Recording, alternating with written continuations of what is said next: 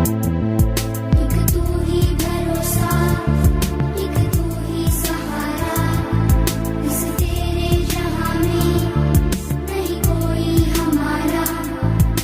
हे ईश्वर या अल्लाह, ये पुकार सुन ले, ईश्वर या अल्लाह हे दाता।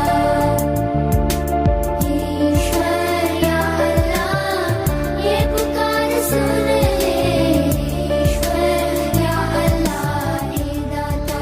Good morning, everyone. As you all know, the main purpose of this day is to honor the iconic leader Mahatma Gandhi ji. Gandhi ji, the ancient messiah whose birth anniversary we celebrate today. Mahatma Gandhi says, each one has to find his peace from within, and peace to be real must be unaffected by outside circumstances. Mahatma Gandhi is the greatest apostle of peace. His idea of peace is centered on non-violence and forgiveness. In the midst of communal violence, he went about preaching peace and he sacrificed himself to bring peace in India. He has been a man of prayer and vision, a man of God's choice to liberate people from the slavery of the evils and of greedy men. He was a most prominent leader of the Indian independence struggle. Popular for his non-violence movement, Gandhi considered non-violence to be a philosophy, a principle, and an experience based on which it is possible to build a better society. Today, as we celebrate the Gandhi Jayanti, let us pray to God Almighty to bless everyone with the values of Mahatma Gandhi.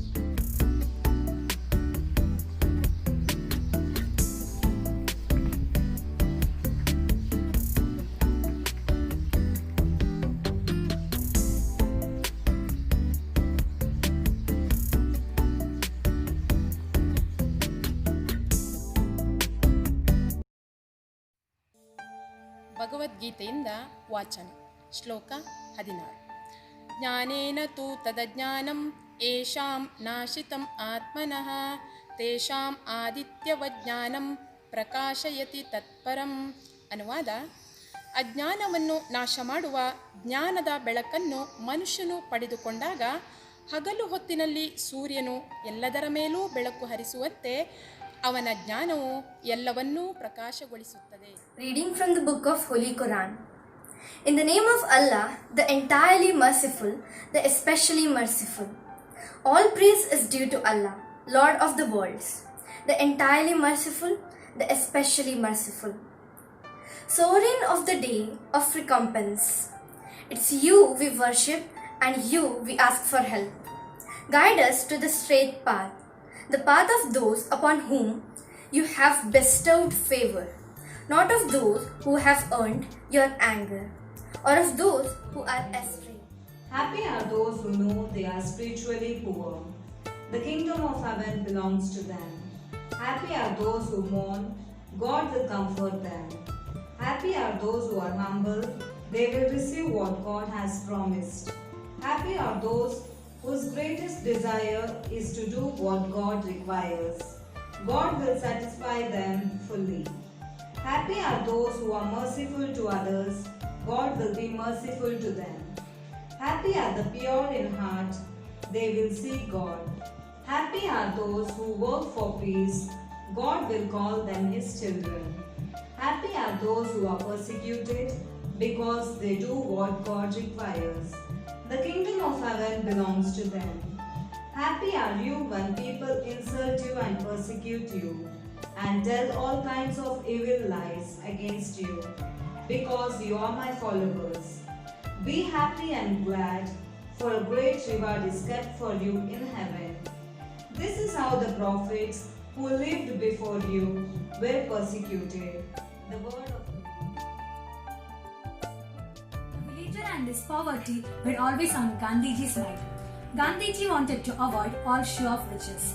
Once on his 67th birthday, all the inmates of the ashram met for the evening prayer. Gandhiji did not want any decorations. There were no flowers kept in front of him. However, a small ghee lamp was kept burning. Gandhiji did not like this. It is not necessary, he said, to light this lamp on my birthday.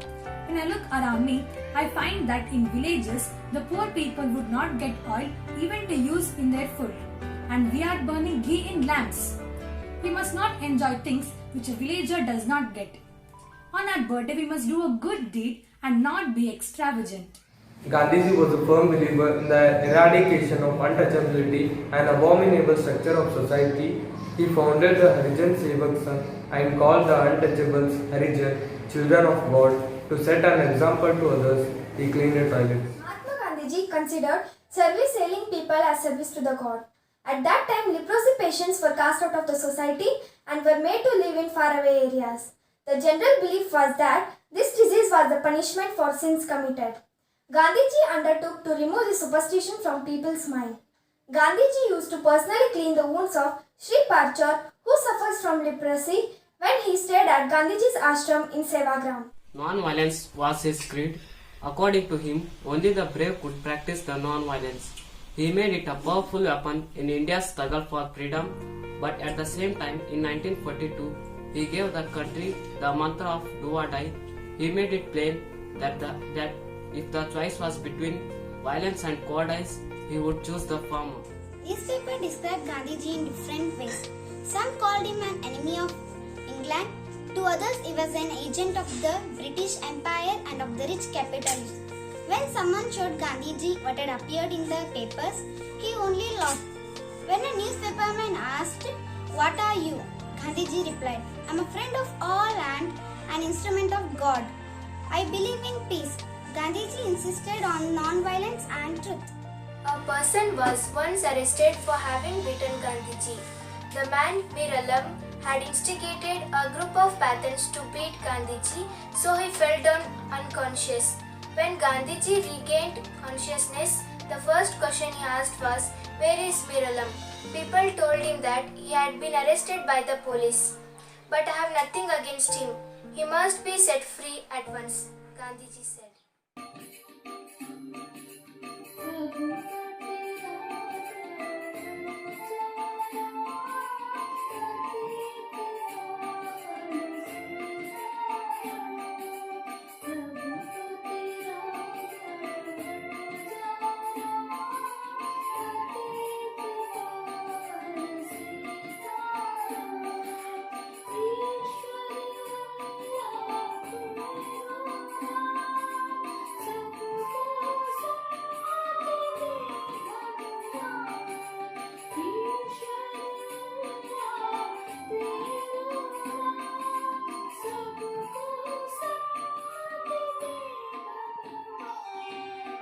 My dear loyalites, today we remember Mahatma Gandhiji for his contribution towards non-violence, sacrifice and peace.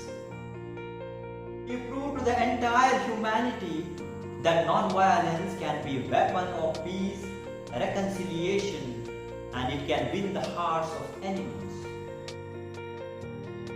As we know, there are several human beings, so-called great leaders, born in this country and dead and gone. But over the centuries, we remember very few of them. Why do we remember Mahatma Gandhi today? We remember him because of the choices he made in his life. He was a great, learned person. He would have worked in foreign countries, would have had a comfortable life. But he chose to come to India and fight for truth and injustice that was happening in India. He would have compromised his life with British and remained undisturbed.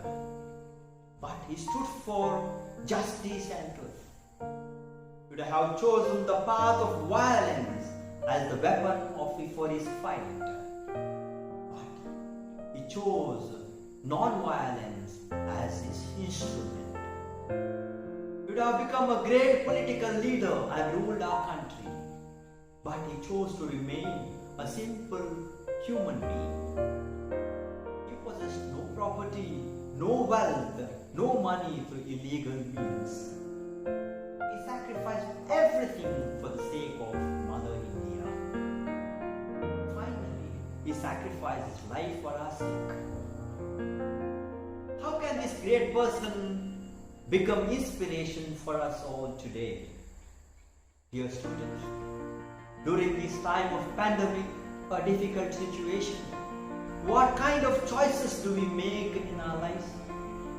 Do we curse this situation and waste our time using mobile phone for playing games? Or do we take this opportunity to learn some great good habits, develop some good interests, and for self-study? Ultimately, choice is yours. My dear students, let Mahatma become